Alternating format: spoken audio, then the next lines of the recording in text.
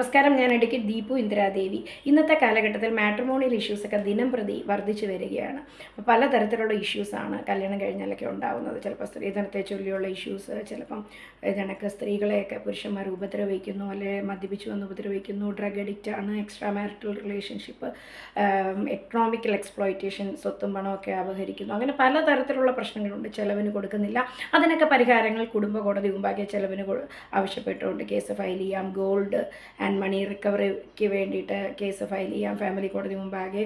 അതുപോലെ തന്നെ സ്ത്രീധന പീഡനം ഉണ്ടെന്നുണ്ടെങ്കിൽ ക്രിമിനൽ കേസ് കൊടുക്കാം. ഗാർഹിക പീഡനം ഉണ്ടെന്നുണ്ടെങ്കിൽ DV ആക്ട് പ്രകാരം കേസ് കൊടുക്കാം. അങ്ങനെ പല പല റെമഡീസ് പെണ്ണുങ്ങളുടെ അനുകൂലമായിട്ട് പെണ്ണുങ്ങളുടെ ഭാഗത്തുണ്ട്. പക്ഷേ ഒരു ജെന്യൂൻ കേസൊക്കെ വരുമ്പോൾ പല പെണ്ണുങ്ങളും അത് യൂസ് ചെയ്യാറുണ്ട്. പക്ഷേ ഇന്നത്തെ കാലത്ത് ജെന്യൂൻ കേസിനേക്കാളും കൂടുതൽ കളവായ വിവരം കാണിച്ചാണ് ഇത്തരത്തിലൊക്കെ ഭർത്താവിനെയും ഭർത്താവിൻ്റെ വീട്ടുകാർക്കും ഒക്കെ എതിരെ കേസുകൾ വലിയും ഭർത്താവിൻ്റെ വീട്ടുകാരുടെയും ഒക്കെ പേരിലുള്ള വസ്തുക്കളൊക്കെ ജപ്തി ചെയ്യാറുണ്ട്. അങ്ങനെ പല പല കാര്യങ്ങളും ചെയ്യാറുണ്ട്.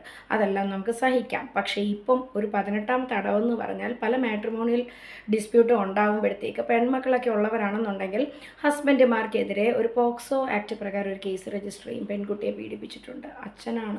ഈ അച്ഛൻ മകളെന്ന് പറയുന്ന ബന്ധം എന്നൊക്കെ പറഞ്ഞാൽ ഒരു പരിപാവനമായ ബന്ധമാണ്.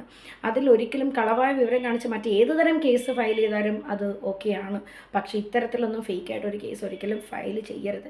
കാരണം വെച്ചാൽ പത്രത്തിലൊക്കെ നമ്മൾ വായിക്കുന്നുണ്ട്, ഒരുപാട് ഇപ്പം അച്ഛന്മാർ പെൺമക്കളെ പീഡിപ്പിക്കുന്നുണ്ട്, അപ്പൂപ്പന്മാരെ പീഡിപ്പിക്കുന്നുണ്ട്. അതൊക്കെ ശരിയാണ്. പക്ഷേ അങ്ങനെയുള്ള കേസിൻ്റെ വോളിയം വളരെ വളരെ വളരെ കുറവാണ്.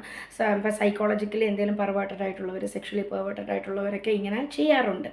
പക്ഷേ അതിൻ്റെ പേരിൽ വളരെ ഇന്നസെൻ്റ് ആയിട്ടുള്ള ഒരാൾക്കെതിരെ തൻ്റെ മകളെ ഇങ്ങനെ ചെയ്തു എന്നൊക്കെ പറഞ്ഞ് കേസ് കൊടുക്കുന്ന രീതിയിലുള്ളൊരു മനസാക്ഷി എന്ന് പറയുന്ന ഇല്ലാത്തൊരു നിലവാരത്തിലേക്കാണ് ഇന്ന് നമ്മളെല്ലാം കണ്ടുവരുന്ന കോടതികളിൽ. ആസ് എൻ അഡ്വക്കേറ്റ് ഒരിക്കലും മറ്റെന്ത് തരം വൈരാഗ്യം തീർക്കാൻ ഏത് രീതിയിലൊരു കേസ് ഫയൽ ചെയ്താലും ഇത്തരത്തിൽ ഒരിക്കലും ഒരു കേസ് ഒരു സ്ത്രീ പുരുഷനെതിരെ ഫയൽ ചെയ്യാൻ പാടില്ല എന്നാണ് എൻ്റെ അഭിപ്രായം.